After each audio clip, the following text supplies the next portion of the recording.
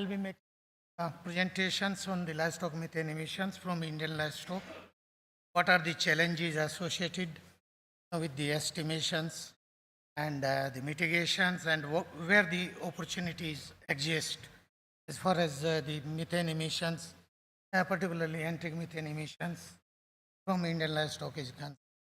So, my talk I'll be covering methane emission status worldwide as well as in Indian scenario. What are the methodological issues in terms of the predictions or the estimations? What are the mitigations options available and the feasibility of those options under Indian conditions? And what should be our future approach for the mitigations, and how to convince farmers particularly. So what we should do in that line in terms of the carbon crediting and how it has to be modelized like MRV systems and conclusion.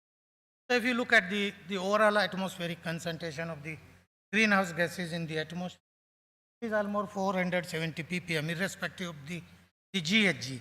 And out of 470 ppm, 440 ppm is only carbon dioxide. That means remaining all GHGs are hardly 30 ppm. So why we should bother about that? We need not to.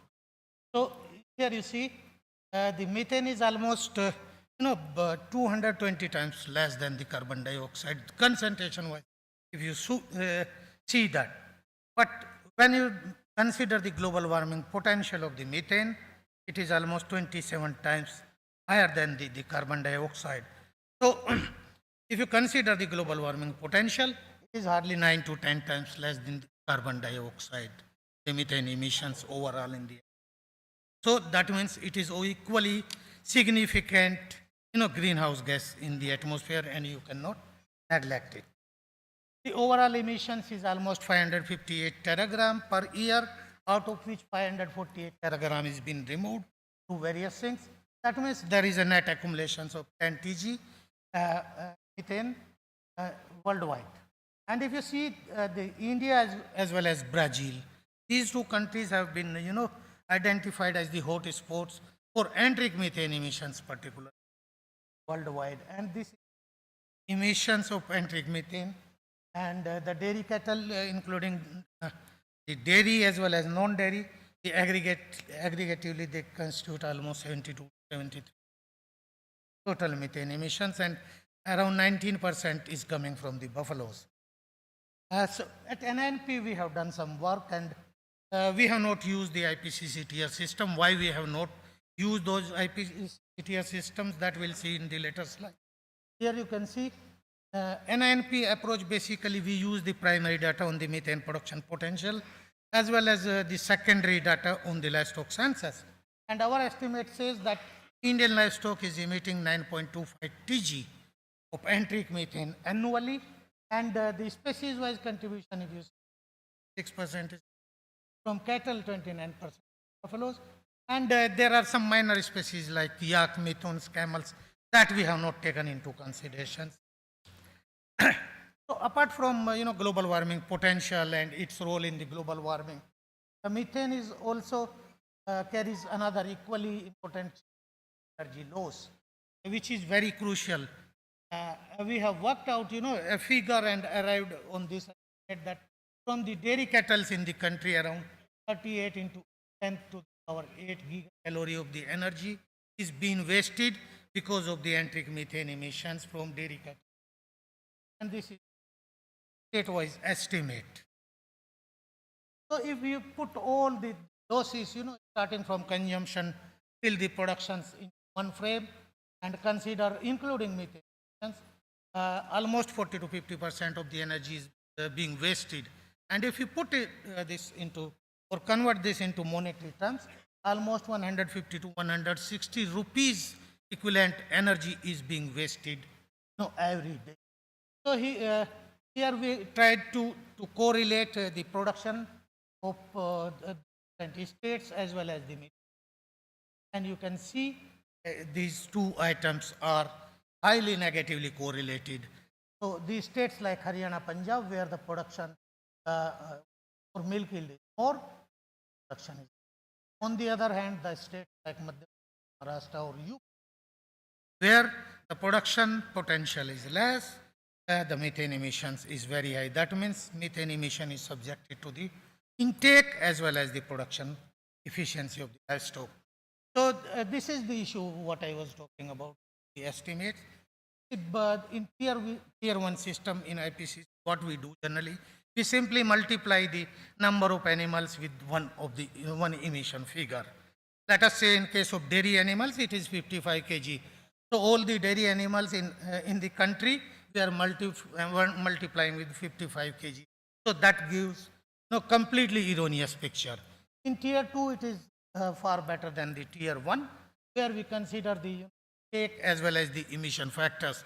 And of late in the country, some of the researchers has started using the tier 2 systems for predicting the anti-methane emissions from Indian livestock. But still, do we have our own emission factors, or are still we relying on the Western countries' emission factors?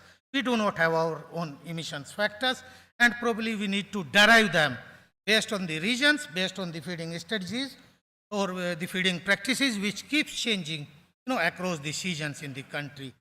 And most of the estimates, either what we are trying to do based on the in vitro studies, we are trying to extrapolate the emissions for the whole year. Or there are, some other techniques like SF6. My guest speaker was talking about climate chamber or the green feed. So we need to, validate the data probably in field conditions, and the green feed is only available options because there are some constant, using the SF6 in field conditions. There should be gas chromatograph available with the ECD and FID. So there are some challenges. As far as the mitigations are concerned, these are the 4 lines by which you can achieve the mitigations, and mostly the first 3 are most preferred. The methane oxidations doesn't happen in the rumen because it is completely anaerobic fat. So once you start mitigating the methane emissions from the livestock, you need to focus on the flow of the metabolic hydrogen, where it is going. This is the usual practice. Most of the hydrogen is going towards the methanogenesis. But once you start mitigating and you cut down the hydrogen utilizations from the methane, it will start accumulating, and proportionally it is not redirecting to the other pathways. And this is the third scenario. So while mitigating, there should be something, to stimulate the another pathways for the hydrogen utilization. And when you are studying the mitigations, basically this is the basic research part. And this work, when we have done, we didn't find, acetoclastic pathway.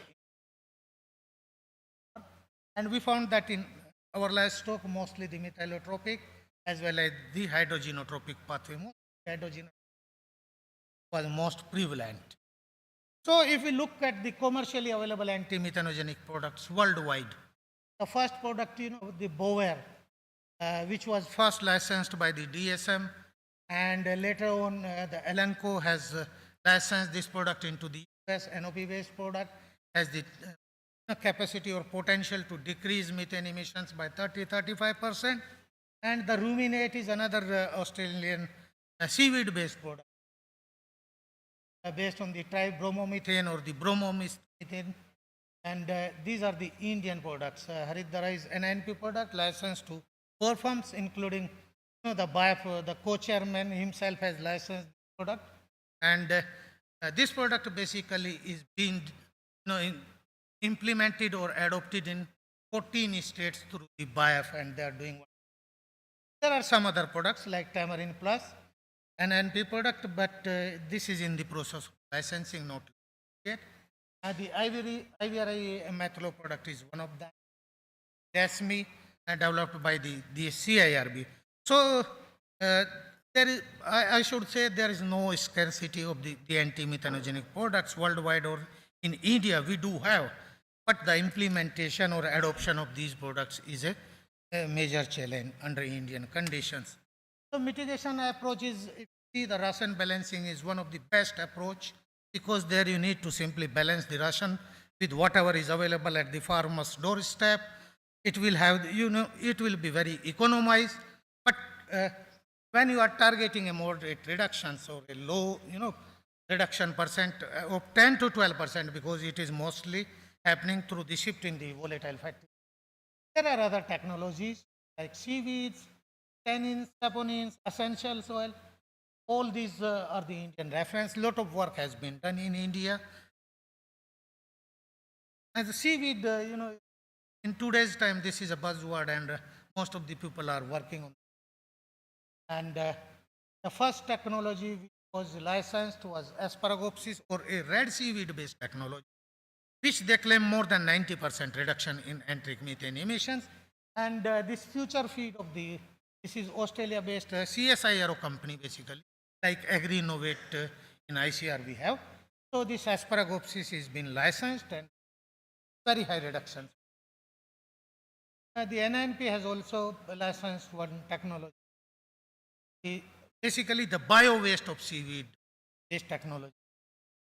And one interesting thing I found from the experiment, that these seaweeds has got the potential for ameliorating the stress, heat stress also to some extent.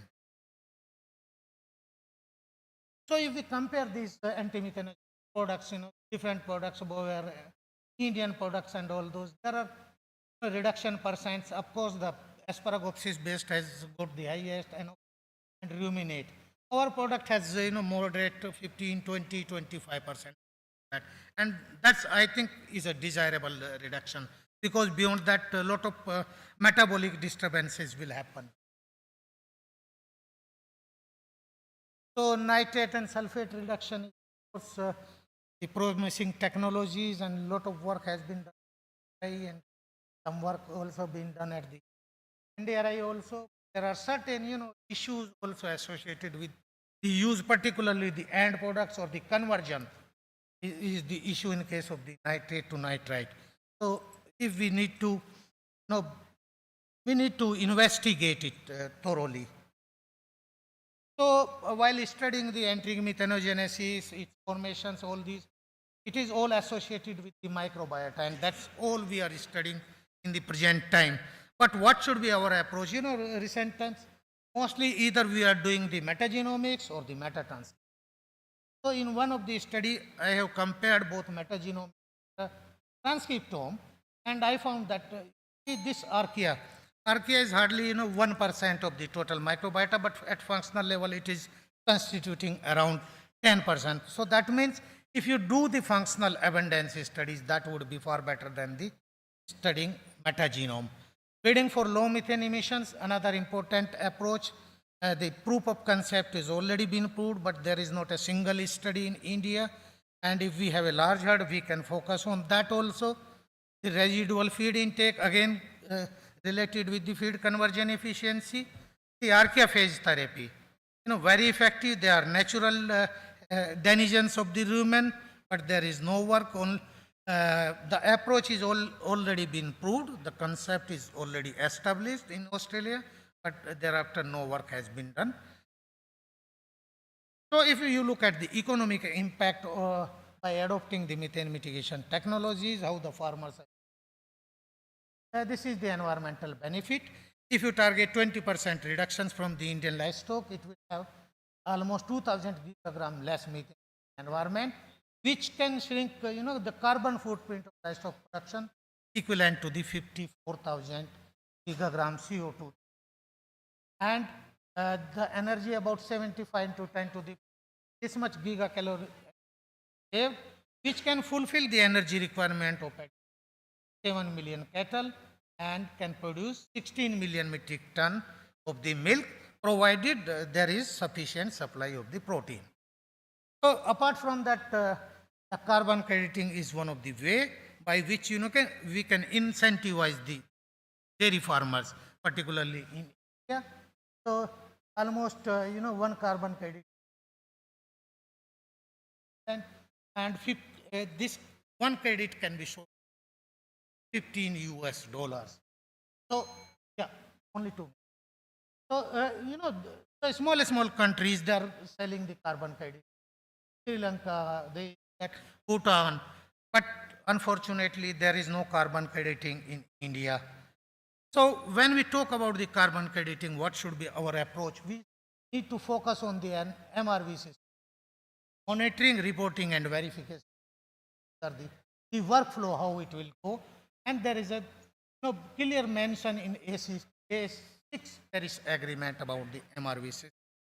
So in conclusion, we need to focus, we need to consider the global warming potentials, and its importance should be measured by its global warming potential, not merely by the concentrations.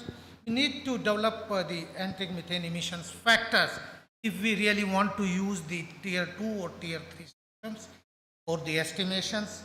The country and our focus should be towards the development of region and season specific mitigation strategies. Mitigation should be linked with the productivity. Otherwise, the farmers are very difficult to convince them for the adoption any methane mitigation technologies. And that demonstration should be essentially displayed at the farmer's doorstep and at the multiple locations. And at the same time, we also need to focus the basic mechanism like unraveling the sinks for unaccounted hydrogen. Once you mitigate, hardly 1/3 of the hydrogen is recoverable, and remaining 2/3 where it is going in the room and where it is getting, we do not know. And until unless we do know that, we will not be able to tackle the methane emissions effectively. And ultimately, we need to chalk out the framework. The Ministry of Agriculture, Government of India is in the process of chalking out the framework for the MRV in livestock and the carbon credit trading. Thank you very much.